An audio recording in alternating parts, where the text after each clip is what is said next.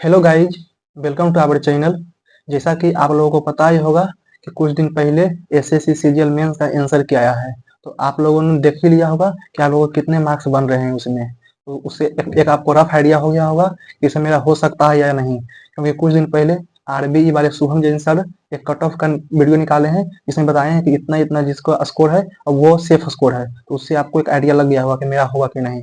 इसमें जिन जिन लोगों का हो जाएगा उनके लिए तो कॉन्ग्रेचुलेसन, और जिन जिन को लगता है कि नहीं होगा तो उनको अभी से ही एसएससी सीजीएल 2025 की तैयारी में लग जाना है, क्योंकि मैंने भी एसएससी सीजीएल मेंस का एग्जाम दिया हूँ। उससे मुझे एक रफ आइडिया लग गया है कि मेरा किस चीज़ में वीक है और किसका मेरा कौन सा मेरा स्ट्रांग है। मैं उसी का एक टारगेट लेकर मैं जो सीजीएल 2025 में उसको इम्प्लीमेंट करूँगा। ऐसे भी मेरा इस बार सीजीएल 2024 में नहीं होता, क्योंकि मैंने जो ये फॉर्म भरा था वो एपियरिंग करके फॉर्म भरा था, क्योंकि जो मेरा क्रूशियल डेट था ग्रेजुएशन का उसके बाद मेरा कंप्लीट हुआ है। एक उसका क्रूशियल डेट था 1 अगस्त। मेरा जो ग्रेजुएशन कंप्लीट हुआ है वो 1 अगस्त के बाद कंप्लीट हुआ है। इससे मेरा इस बार तो नहीं हो पाएगा। इसमें जो मेरा मार्क्स आए हैं वो 292 आए हैं। इससे मुझे लग गया है कि मुझे किस किस टॉपिक पे वर्क करना है, किस किस सब्जेक्ट में मुझे ज़्यादा टाइम देना है, किस किस सब्जेक्ट में मुझे कम टाइम देना है। ओके, चलिए मैं बताऊंगा अब आपको कि मेरा एसएससी सीजीएल 2025 के लिए क्या स्ट्रेटेजी रहेगा। उससे पहले मैं आपको बताना चाहता हूँ कि मैं अपने टेलीग्राम चैनल का लिंक डिस्क्रिप्शन में और कमेंट बॉक्स में दोनों में पिन कर दिया हूँ। आप चाहें तो उसमें ज्वाइन कर सकते हैं, क्योंकि मैं उसमें अच्छा चीज़ प्रोवाइड करते रहता हूँ। जो भी हुआ एसएससी से रिलेटेड जितना भी इंपॉर्टेंट नोटिस रहा वो मैं उसमें डालते रहता हूँ। आप उसको ज्वाइन करके बेनिफिट ले सकते हैं। तो चलिए अब मैं आपको एसएससी सीजीएल 2025 के स्ट्रेटेजी के बारे में बताता हूँ, क्योंकि अब सीजीएल का एग्जाम होने से के लिए अभी से लगभग अप्रोक्स 5 महीने मंथ बचते हैं, क्योंकि इसका एग्जाम जो है नोटिस के अकॉर्डिंग जुलाई से स्टार्ट हो सकते हैं। तो आपको 5 महीने के अंदर ही क्या क्या स्ट्रेटेजी फॉलो करना है जिसे आप एग्जाम में अच्छा परफॉर्म कर सकें। ओके, इसमें 4 सब्जेक्ट आते हैं, मैथ, रीजनिंग, इंग्लिश और जीके। आपको इसमें चारों पर इक्वल वेटेज देना है, क्योंकि इसमें चारों जो होता है इक्वल नंबर रहता है। 25 क्वेश्चन मैथ का रहता है, 25 रीजनिंग का रहता है, 25 इंग्लिश का और 25 जीके का टीयर 1 में यानी कि प्री में। और मेंस में 30 मैथ का रहता है, 30 रीजनिंग का, 45 इंग्लिश का और 25 जीके का। उसमें एक प्लस रहता है कंप्यूटर का। तो सारा चीज ध्यान में रखते हुए ही आपको स्ट्रेटेजी बनाना है, क्योंकि टाइम भी बहुत कम है, केवल 5 महीने ही बच रहे हैं प्री को लेकर। तो मैंने जो स्ट्रेटेजी बनाया है मैं आपको बताता हूँ। मैंने कुछ लिख रखा हूँ, मैं उसी के अकॉर्डिंग आपको बताता हूँ। ठीक है, आपको चलिए मैं मैथ से स्टार्ट करता हूँ। तो मेरा जो देखिए मेरा मैथ बचपन से ही मजबूत था, तो मैं मैथ पे उतना टाइम नहीं दूंगा इस बार, क्योंकि मैंने एक फुल मॉक दूंगा उससे मैथ कंप्लीट कर लूंगा, और मैं एक डेली सेक्शनल मॉक दूंगा। वो अब सेक्शनल मॉक दूंगा और जो फुल मॉक टेस्ट दूंगा उसमें जो कुछ गलती होता है उसका एक नोट्स बनाऊंगा और वो लिख लूंगा। उसमें जितना भी इसे सप्ताह में जितना भी नोट्स गलती हुआ वो नोट्स बन गया, उसको लिख लूंगा और उसको टाइम टू टाइम रिवाइज करते रहूंगा। और मैथ के लिए सबसे मेन जो पॉइंट रहता है वो रहता है कि आपका एक्यूरेसी प्लस स्पीड। तो इस बार मैं सबसे ज्यादा स्पीड पर और एक्यूरेसी पर फोकस करूंगा। तो स्पीड के लिए मैंने एक एप्लीकेशन देखा हूँ जिसका नाम है मैथ वर्कआउट। मैं वही एप्लीकेशन पर लगभग 15 से 20 मिनट डेली प्रैक्टिस करूंगा, जिससे मेरा स्पीड बढ़ेगा और मेरा जो टाइम बचेगा वो मैं अलग सेक्शन पर दे पाऊंगा। जैसा कि रीजनिंग हो गया, इंग्लिश हो गया, जीके हो गया, मैं उस पर अलग से और एक्स्ट्रा टाइम दे पाऊंगा, तो जिससे मुझे और प्रोडक्टिविटी मिलेगा। ओके, तो चलिए मैं अब आपको रीजनिंग के बारे में बताता हूँ। तो रीजनिंग मेरा जो है एक प्रकार से ये अच्छा ही है, लेकिन उसमें देखिए कुछ कुछ इंपॉर्टेंट जो टॉपिक है उसमें मेरा प्रॉब्लम होता है। तो मैं ये फुल मॉक दूंगा, उससे मैं कुछ कंप्लीट कर लूंगा, और उसमें रीजनिंग का भी एक सेक्शन मॉक दे दूंगा। हो सके तो सप्ताह में 2-3 दूंगा, और उसमें जो भी मेरा गलती होगा देखूंगा कि किस किस टॉपिक में ज्यादा गलती हो रहा है, मैं उस टॉपिक को अच्छे से रिविजन करूंगा। ओके, तो चलिए मैं आपको इंग्लिश के बारे में बताता हूँ।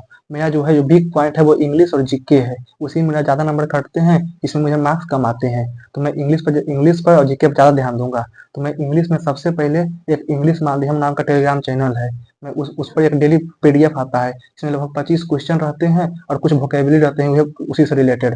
तो मैं वो डेली अटेम्प्ट करता हूँ, और मैं डेली उसको अटेम्प्ट करूंगा। वो जो है सप्ताह में केवल 6 दिन आते हैं, सोमवार से लेकर शनिवार तक। और रविवार को जितना भी जो 6 दिन में आता है वोकैब उसी को कंपाइल करके एक पीडीएफ डाल देते हैं। तो मैं वो डेली अटेम्प्ट करूंगा, और उसमें जो वोकैब है वो केवल पढ़ लूंगा, एक ऐसे ही ओवर थ्रो करके, मैं उसको याद नहीं करूंगा। और डेली जो छह दिन में जो वोकैब होगा वो 7वां दिन जो देते हैं उसको रविवार डेली केवल उसको पढ़ लूंगा। उसमें लगभग 25 क्वेश्चन रहते हैं, जो कि टीयर 1 में जैसा आते हैं जस्ट लगभग वैसा ही 25 क्वेश्चन उसमें रहते हैं। उसको मैं डेली अटेम्प्ट करूंगा और उसको अच्छे से एनालाइज करूंगा कि मेरा कौन सही गया है कौन गलत गया है। और उसके बाद मैं जैसे एक परमार सर नाम के टेलीग्राम चैनल है, परमार सर क्यूज करके, मैं उस पर भी लगभग डेली इंग्लिश का 20 को क्वेश्चन आते हैं। जो कि क्यूज फॉर्म में रहते हैं, मैं डेली उसको भी अटेम्प्ट करता हूँ। और उसमें जब जो क्यूज देते होते हैं तो उसमें उससे रिलेटेड जो भी कुछ कुछ शॉर्ट पॉइंट होता है वो भी दे देते हैं। मैं वो क्यूज अटेम्प्ट करता हूँ और वो जो शॉर्ट पॉइंट रहता है वो मैं पढ़ लेता हूँ। ओके। और वोकेबलरी के लिए एक टेलीग्राम चैनल पर, ये विनय कक्षा नाम का एक चैनल है, उस पर लगभग डेली 30 या 50 को डेली लगभग डालते हैं। प्रीवियस ईयर से रिलेटेड जितना ही वोकेबलरी रहता है वो उसमें डालते रहते हैं। मैं एक वो अटेम्प्ट करूंगा। अगर जो आपको चाहिए तो मैं वो ये परमार सर का क्यूज वाला और विनय कक्षा का क्यूज वाला टेलीग्राम चैनल को लिंक मैं अपने टेलीग्राम चैनल पर डाल दूंगा। तो आप उसको ज्वाइन, आप मेरा टेलीग्राम चैनल को ज्वाइन कर सकते हैं और वहां से वो दोनों ग्रुप को आप ज्वाइन कर सकते हैं। ओके। जैसा कि इंग्लिश में सबसे इम्पोर्टेंट जो पार्ट है वो है रीडिंग कम्प्रीहेंशन। मैं इस बार उस पर थोड़ा ज़्यादा फोकस करूंगा। तो मैं उसके लिए लगभग डेली आधा घंटा मैं कुछ न कुछ इंग्लिश में रीडिंग करूंगा। जैसे न्यूज का आर्टिकल हो गया या कोई नोवेल हो गया, मैं वो कुछ पढ़ूंगा। और तो जितना इसके इसमें रीडिंग कम्प्रीहेंशन है उतना ही इम्पोर्टेंट रोल इसका ग्रामर का है। तो ग्रामर के लिए लगभग देखिए नमीसा बंसल मैम का एक 120 रूल का ग्रामर का वीडियो में यूट्यूब पर डाले हुए हैं, आप वो पढ़ सकते हैं। उससे आपको एक अच्छा आइडिया मिल जाएगा, उससे आपको बहुत बेनिफिट होगा। और जो आप चाहते हैं तो आप कमेंट करके बताइएगा, मैं उसका भी लिंक आपको टेलीग्राम चैनल पर प्रोवाइड करा दूंगा। ओके। और मैं लगभग इंग्लिश का लगभग डेली 3 से 4 सेक्शनल क्यूज जो टीयर 1 का होता है लगभग 25 क्वेश्चन वो मैं डेली अटेम्प्ट करूंगा। उसमें जो भी गलती होगा, जैसे वोकैब हो गया, ग्रामर हो गया, मैं उसका एक शॉर्ट नोट्स बनाऊंगा और लगभग मैं इसको 6 दिन अटेम्प्ट करूंगा।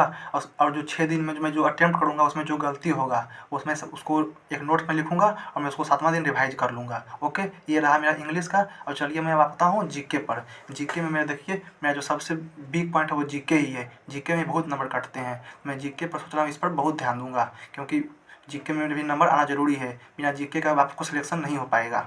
तो जीके में मैं जो पिछले साल जो मैंने जो पढ़ा था उसका जो मैंने नोट्स बनाया हूँ मैं उससे अब रिवाइज करना स्टार्ट करूँगा, क्योंकि जीके पे मुझे ध्यान देना ही देना है, क्योंकि जीके में नंबर बहुत कम आते हैं। बिना जीके के आपका सिलेक्शन लगभग अब लग रहा है कि इम्पॉसिबल ही है। तो मैंने जो भी नोट्स बनाया हूँ मैं उसको रिवाइज करूँगा। और एक परमार सर का ही इंग्लिश के साथ साथ ये जीके का भी क्यूज देते हैं। वो लगभग डेली सुबह 7 बजे जीके का क्यूज देते हैं। वही परमार सर क्यूज टेलीग्राम चैनल पर लगभग वो भी 20 गो रहता है। मैं वो डेली वो अटेम्प्ट करूँगा। और जितना हो सके लगभग जितना मुझे पॉसिबल हो सके मैं उसका सेक्शनल मॉक टेस्ट दूंगा।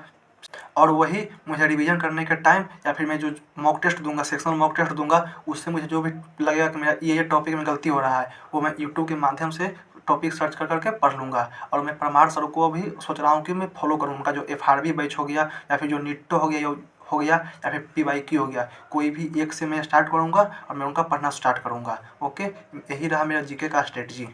और मैं लगभग सोचा हूँ कि एक फुल मॉक टेस्ट तो देना ही देना है टीयर 1 का, और वीक में लगभग 1 या 2 मॉक टेस्ट ये टीयर 2 का भी दे देना है, क्योंकि जब टीयर 1 का रिजल्ट आता है उसके बाद टीयर 2 के लिए बहुत कम टाइम बचता है, उसमें आपको अच्छा से प्रैक्टिस नहीं हो पाएगा। इसलिए वीक में 1-2 लगभग जो 5 महीना बचता है तब 5 को 20 वीक हो गया, उसमें लगभग अगर जो 40 मॉक टेस्ट भी दे देंगे तो एक अच्छा मॉक टेस्ट रहेगा।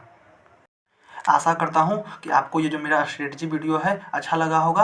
अब से लगभग मैं 5 महीने अब मैं इसी को फॉलो करूँगा। मैं देखता हूँ कि उससे मुझे क्या प्रोडक्टिविटी मिलता है। उसी प्रकार अगर जो आपने मेरा वीडियो देखा इससे आपको भी कुछ सजेशन लगता है कि आप ये अप्लाई कर सकते हैं, आप वो कमेंट सेक्शन में मुझे बता सकते हैं, जिससे मुझे बेनिफिट होगा, मैं उसे इम्प्लीमेंट करने की कोशिश करूँगा। उसी प्रकार अगर मेरा वीडियो अच्छा लगा होगा तो वीडियो को लाइक कीजिएगा, चैनल को सब्सक्राइब कीजिएगा और कमेंट सेक्शन में बताइएगा कि आपको ये मेरा स्ट्रेटजी वीडियो कैसा लगा। Okay, thank you.